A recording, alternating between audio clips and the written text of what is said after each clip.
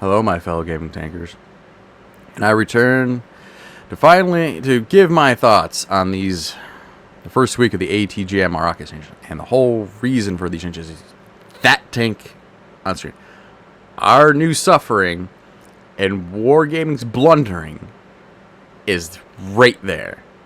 The Night Stalker. Because it came in so OP at tier 9. At least I hear it. I don't own it. But it's so well armored. Rockets always flew true and they could get close and cause major damage apparently. But this tank and its rockets is the catalyst for the blanket changes to rockets and ATGMs. Why? Because Wargaming doesn't nerf a tank. It will nerf an entire genre of tanks. There's only been 2 tanks that have been specifically nerfed, sort of. The main one being the Armadillo, because when it came out, Cold War mode was so new, and the Armadillo was so unique, there were no other tanks like it. So Wargaming eventually had to nerf it. And this tank is why we've seen further nerfing. I'm going to start pivoting back to mainly Cold War mode. Because yes, I have the Calliope. Yes, I have the Jizzbang. No, I don't have the Hydra, but I don't think there's as many rocket players as there are ATGM, because Cold War mode has a lot of ATGM capable or dependent tanks. Capable being like the T-72AV. You could put ATGMs on it or not and still be very effective. Tanks like the Bradley, the BMP, the Martyrs, well, ATGMs are really the main form of offense or defense, depending on how bad the match is going. But we'll start talking about what I mean. So when the changes came out, I knew not to rush a video, unlike some content creators. Sorry, Ricky, I gotta put you on blast. You should not have rushed that video. I know YouTube prefers quality, but yeah. Just testing out these changes with the Weasel toe? No. This is a broad spectrum, massive change. You gotta test out multiple things over a long period of time, because I knew that going from ahead, and that's what I was like, I gotta wait. Because I knew I'm gonna be going through a lot of emotions. That's why I'm trying to very calmly, not going to tell you how many times I've tried to record this, because why do a script, to come to terms with these changes that Wargaming has put in to both one part realism, which I argue, because ATGMs, not only whether the laser guard or water guard, usually have, unless it's like a javelin, but that's a lot of these ATGMs, the boosters are already firing. They're these little computers that try to help keep things flying straight, so I don't really see the whole gravity drop. Whatever. And then dispersion. So, like now with a standard boom snout, the round can, because of the motion and the accuracy is impaired by the motion of the tank, standard reticles will bloom out and in. That thought apparently never occurred to anyone designing these changes or playtesting. It's like, yeah, you need a new, UI sort of thing here. You need a new reticle for the HM, because right now I just got everything is static and I'm in motion, not showing how severe the dispersion could be. That little band-aid would have made things much more tolerable, because now you pretty much got to stop moving and guess how long you have to wait. And I have waited sometimes just seconds, or like a second or two, and then only had my round dump, I swear, into the front of my tank. It didn't even make it past the tank before it exploded. It was like, didn't even make it to the wall, the rock, or whatever was hiding behind. It didn't travel far enough. It just exploded. And here coming up, I'm going to slow things down so you can kind of see what I mean by dispersion affecting the ATGM. And in this situation, it helped me. But in most cases, like, oh, this is frustrating. Thankfully, it also occurred at a very short distance. Say hi to that challenger I missed earlier. I think, anyways. Look at that drop. helped me get right into that ammo rack. I believe, maybe. I don't know. I like to think. Actually, I don't think it was ammo rack, but... So, trying to remain calm. Now, so not only, and this is Ricky has said this, and this is where I first thought it was supposed to be like a tank destroyer.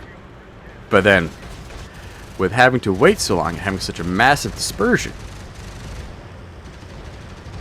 I realized you can't play light tanks like these are no longer tank destroyers. We are the playstyle developed went from being a tank destroyer to being artillery. If you haven't played World War II artillery, the slightest twitch of your turret causes an immense bloom on your aiming reticle. And you always have to sit for so long and wait for your reticle to aim in. And I was like, oh my god. I have to sit still for so long before I can get an ATGM. The problem is, artillery moves 2 squares to the left, 2 squares to the right, starts aiming. You can't do that with ATGMs. You do have to be near the enemy. You can't shoot over hills. So you gotta be mobile. And you also, Ricky pointed this out, and boy do I have to emphasize, you have to sit still in the open. Which means your tank becomes a target and is easily taken out. Which is counterintuitive to Wargaming saying they made these ATGM changes because much like artillery, we could one shot one. I have to be careful what I say. It's YouTube, but we're a sitting duck for many seconds, and that means our tank can be taken out quicker, which means our team loses a tank faster, which means our team is on their path to losing faster. Unless, of course, we're being forced to play mediums and heavies now and reduce the number of ATGM light tanks. Not being a choice here is what it kind of feels like you're saying. Because we sure as heck, Ricky pointed, we've all been, we need bigger maps. You're going to slow us down? Expression Cold War? Give us bigger maps and throw in some more hills, I guess. Whatever. See that? My ATGM just hit the dirt. I barely moved my vehicle. My vehicle had kind of stopped. I moved my turret and it just dropped. I would love to show you what that replay would look like. Because another thing I've noticed that you previously could do, especially if you slowed down the replay. Yes, you're about to see something from the replay of this match.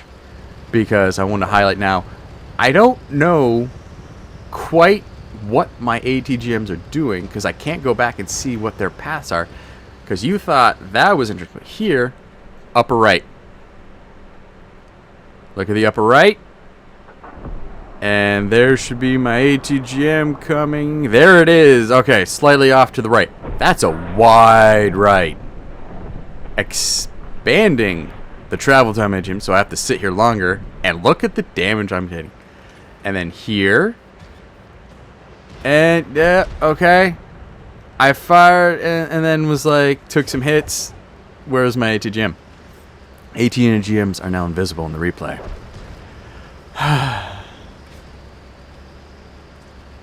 Oh boy.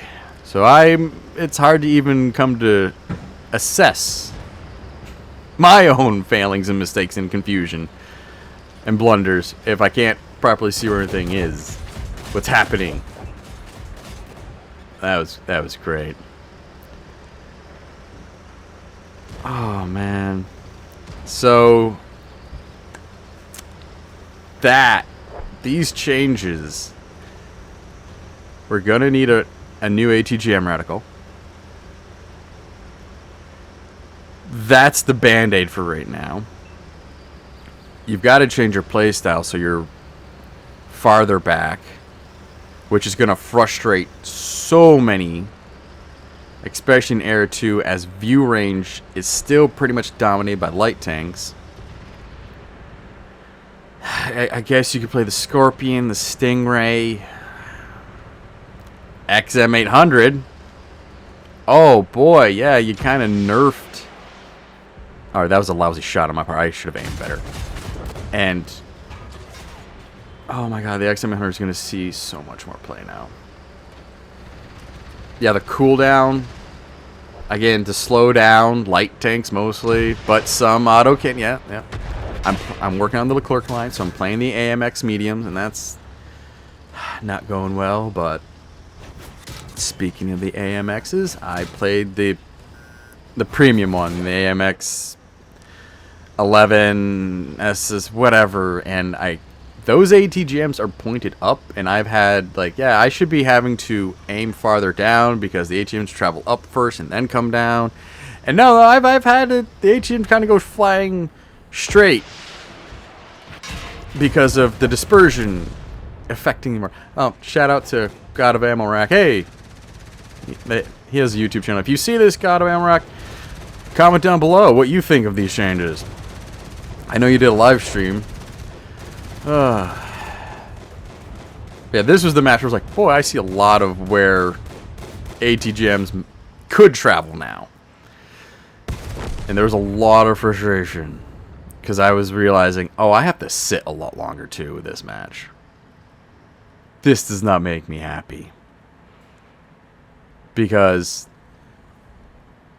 by nerfing the lethality of the ATGM light tanks, you've now also... Wargaming, not you, the audience, we didn't do this. Wargaming has increased their vulnerability. And for that... oh, but you can get the Commander perk of get a 30% accuracy or mobility improvement to ATGMs, because those were slowed down. The maneuverability of ATGMs slowed down, apparently, which I didn't notice that too much. But I was like, we're talking about dispersion. We're talking about aiming time. We're talking about a video game here that does bend the rules of reality. You know what you could have done, Wargaming? You could have just made the autocannons the secondary weapon, the ATGM tube the primary, so we could have just used gun stabs and the whatever helps with the aiming time. That, boom. It feels like you created a problem just to bring in one commander perk. A major problem. Which was... So here we are. We're on Save Haven. This is probably day 3 of, or 4 maybe, of playing ATGM tanks with these changes. And I was like, you know what? I'm going to do this like artillery. Alright? I'm going to dust off what few artillery skills I had from World War II and all those years ago. And I'm going to sit in the back. I'm going to keep my team in front of me. And I'm going to play it like that. Which maybe some of argues how you're supposed to play ATGM tanks. Sure, whatever. I take up this position because normally tanks come this way. And I was going to try to cover down like the BC line area. That didn't happen. I was like, okay. Just a slight shift to the left. Not a big deal. And yeah, that was a good change. Just sitting back and... You want to say kill stealing, not doing the hard work, not whatever you have to say about artillery. You could now sort of apply here because my team's doing all the work. They're spotting. They're endangering their tanks. Also, I can do that. Now, do all maps allow for this kind of play? Not always. But we're not getting new maps anytime soon to fit this hide and boom playstyle that apparently we now have. Dare I say doing something about terrain resistance? Nah. World Tanks Heat kind of proved that, yeah, you can have slow tanks but still have fun. Yeah, I just sat here and was like, alright, I found a corner. My team's safe enough and smart enough to do the detecting. The enemy team is just dumb enough in this area, and I was like, you know, I'll just sit here until I don't have to. But again, my turret's moving. I know that the aim is blooming out, but I can't tell how much. So I'm slowing down. I'm being much more patient. Yeah, I don't really think I need that commander perk. I really don't. But I was just like, okay. Now the autocannons will come into play probably later in matches, like they will here. So that is one advantage over artillery that, you know, we have. Okay, we do have a secondary. Oh, better watch over that cooldown. Don't want to overheat the autocannon now. I'll have to wait longer before I can do anything offensively. It just was like, alright. All I can say is Wargaming thinks that if you have an ATGM tank, I would say primarily ATGM tank like the BMP2, but it's the primary weapon for us. This is a video game. Just a few minor switches in the code. That'd probably break the game.